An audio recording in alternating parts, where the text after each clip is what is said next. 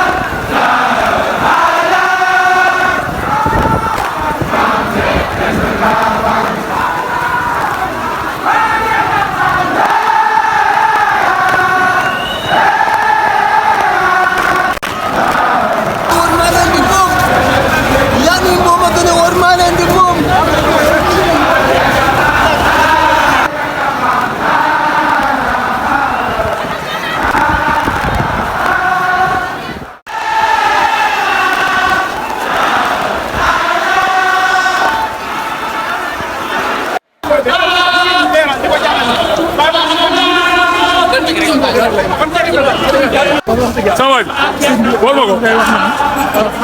bu kii du jar téeméer waaye ku gis.